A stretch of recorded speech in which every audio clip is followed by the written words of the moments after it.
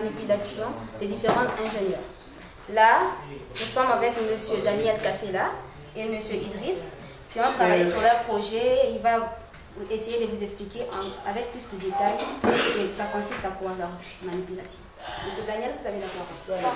Merci beaucoup. En fait, mon tâche, premièrement d'abord c'est celui-ci, la plaquette est là. Là-dessus, nous avons une alimentation, une partie stable, une autre partie qui donne le ton de sirène et des relais. En fait, ce montage, il fait quoi? Au préalable, au début de tout, nous avons un photocoupleur. Donc, il y a une diode laser qui émet des rayonnements laser. Et voilà, c'est ça. Et il y a ce composant ici, c'est un phototransistor. Il récupère le signal. Il y a une diode infrarouge qui émet des rayonnements. Et il y a ici un composant qu'on appelle phototransistor. Lorsqu'il capte ces rayonnements, ce phototransistor, il est dans un état conducteur, donc il conduit. Et ceci nous permet d'avoir un faisceau. Et le montage fonctionne comme suit. Lorsque une personne passe à travers ces faisceaux, il coupe cela. Le phototransistor cesse de capter ces rayonnements et du coup, il se retrouve bloqué. Et cela va nous permettre d'avoir une impulsion qui va commander un relais qui est juste là. Ce relais, lui à son tour, il va enclencher un contact qui permettra au bistable de fonctionner.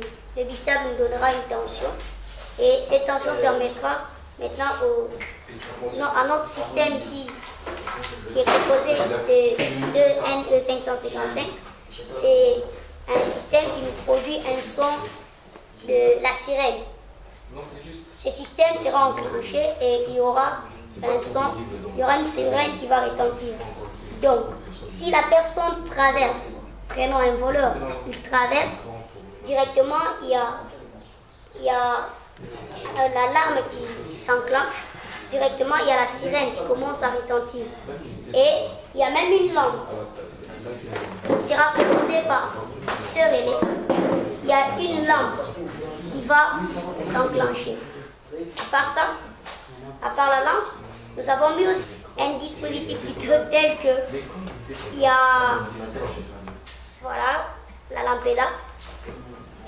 Nous allons utiliser ces haut-parleurs pour la sirène en fait. Nous avons mis un dispositif tel que lorsque la personne passe, il enclenche un autre relais qui permet que l'utilisateur, en fait, le proprio de la maison, le propriétaire, le gérant, reçoit un SMS lui disant que non, monsieur, il y a un intrus qui est entré dans votre maison ou dans votre entreprise. En fait, en gros, c'est un peu ça. Monsieur Daniel, donc si je comprends bien, tout ce que vous faites ici, c'est pour la sécurité d'une maison ou on peut l'utiliser aussi même dans une entreprise? Voilà. En fait, ici, c'est utilisé dans une maison, aussi dans une entreprise. J'explique. Dans la maison, le propriétaire peut faire comment? Avant de quitter la maison, il enclenche le système et il part. Lorsque le voleur vient, il voudra ouvrir la porte. En ouvrant la porte, il y a déjà le déclenchement du système. Ce qui fait que dans la maison, ça nous sert déjà à quelque chose. Il y a des éclairages qui vont s'allumer et aussi l'alarme, il y a aussi le message, le propriétaire va recevoir le message. Dans l'entreprise, il y a des zones qui sont des zones comme on appelle des zones interdites. Donc des zones qui sont interdites aux personnes. Les personnes ne peuvent pas accéder à ces zones. Pour faire restreindre l'accès à ces zones, on peut faire assez que avec ce montage, on place là-bas. Dès qu'une personne passe, qui n'est pas visée, qui ne sait pas comment faire pour arrêter en fait, le système, dès qu'il passe, et déjà on sait que dans telle zone, il y a une personne qui vient de s'introduire. En fait, et avec votre montage, c'est ce que vous nous permettez une sécurité vraiment bonne. Il y a un moyen qu'on puisse déjouer cela. Voilà, merci beaucoup. Je vais essayer comme de donner, c'est en quelque sorte les avantages de notre projet. Arriver arnaquer avec notre montage, je trouve que ce sera un peu difficile. Pourquoi? Puisque la personne qui aura accès à la zone interdite ne saura même pas qu'on a déjà placé notre système. Vu que ce sera un système avec rayonnement infrarouge, les infrarouges ne sont pas des rayonnements visibles. C'est-à-dire qu'on va juste cacher le montage. Non, quand le monsieur va passer là, lui il va juste constater qu'il y aura la sirène qui commencera à retentir, les lumières vont s'allumer et s'éteindre partout où il sera, et directement notre module GSM, c'est ça même qui fait la sécurité. Mis à part la sirène qui va retentir comme Daniel l'a dit, et les lumières qui vont s'allumer, ce qui fait la sécurité en plus c'est ça. Le module GSM aura les numéros dedans, et ces numéros là, on va mettre les numéros de la police la plus proche, on va mettre le numéro du propriétaire, on va mettre les numéros peut-être même du voisin, ainsi de suite. Cela permettra en ce que dès qu'il y a un intrus, le plus vite possible, la police la plus proche sera saisie de la situation et directement on peut envoyer une équipe sur place. Et pour la réalisation de ce projet, c'est un projet réalisable. Nous sommes disponibles. Vous pouvez nous appeler. On peut toutefois implémenter cette technologie. C'est le Made in Congo at ESIS. Merci beaucoup. Merci beaucoup, M. Idriss, pour les explications données. Maintenant, là, on a vu que des théories. Vous pouvez maintenant nous montrer comment ça se passe et nous expliquer un peu encore plus. Merci beaucoup, demoiselle Lys. En fait, au départ, nous avons besoin du module GSM et de la carte Arduino, comme je vous l'avais dit. On programme sur la machine et on prend le code qui est sur la machine, on introduit dans la carte. Ça a été fait, donc on n'a pas besoin de refaire ça encore. Ce que nous allons faire, c'est juste alimenter notre carte Arduino. Nous alimentons la carte Arduino à 5 volts. Nous avons l'entrée 5 volts et la masse. C'est là-bas que nous allons alimenter notre carte Arduino, comme je le fais là-bas. La carte Arduino, je viens de l'alimenter avec la masse ensemble. Voilà. Une fois la carte alimentée, on aura besoin, là je n'ai pas encore branché le montage, on aura besoin d'insérer une carte SIM. La SIM qui va envoyer le message au propriétaire. La carte SIM, n'importe quel réseau, on en fiche.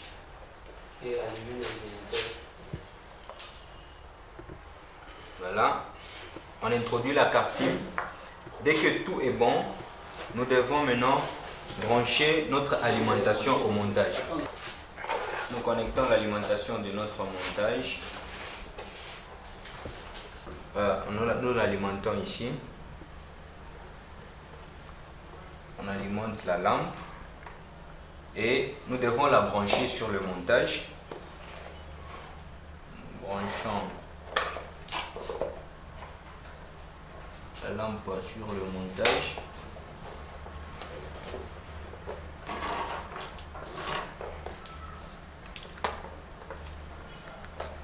La lampe est branchée sur le montage. Nous devons maintenant brancher le haut-parleur. Le haut-parleur, c'est lui qui fait office de notre sirène. Lui, nous le branchons ici.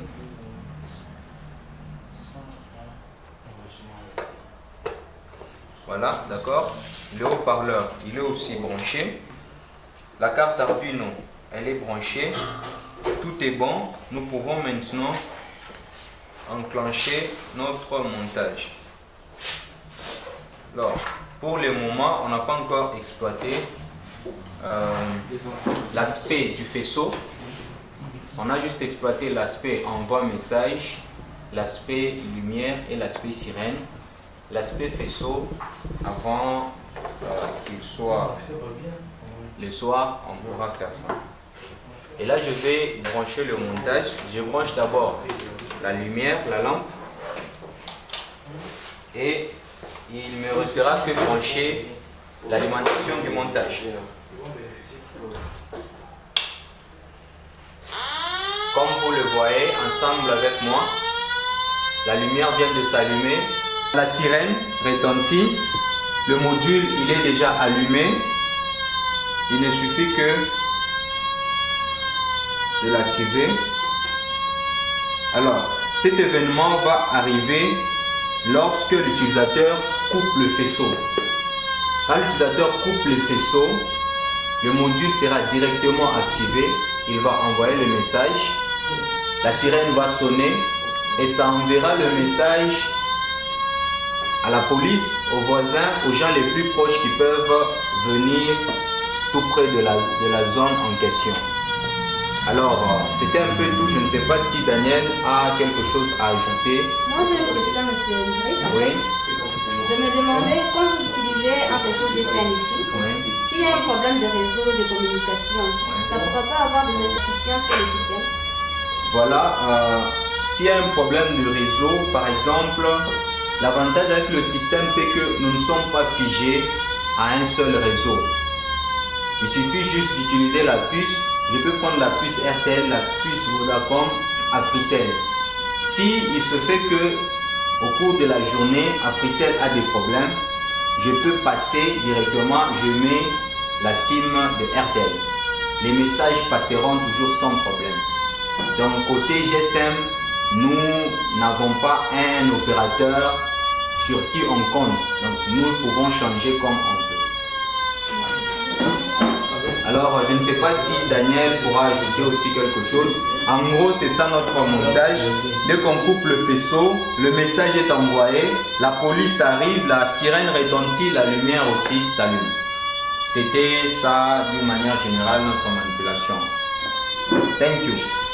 Merci beaucoup, en tout cas, j'ai été vraiment ravie et en tout cas, c'est très beau de voir ça. Merci. S'il y a des projets à soutenir à l'église, voilà un projet. Voilà, je tenais aussi à dire que ce n'est pas sorcier. Ce sont des choses qu'on a réalisées ici dans le laboratoire à ESIS. On a juste utilisé nos connaissances, les peu que nous avons sur de l'électronique, programmation, on a essayé quand même de s'en sortir et on a réalisé ça. Le projet, il est réalisable. Vous avez des endroits que vous voulez sécuriser, nous sommes là. Nos contacts, 09 77 77 64 87. Nous sommes des étudiants des IS. C'est en quelque sorte ça. Je ne sais pas, Daniel, si tu as un... Peut-être que vous allez payer la publicité. Hein? Merci beaucoup, merci.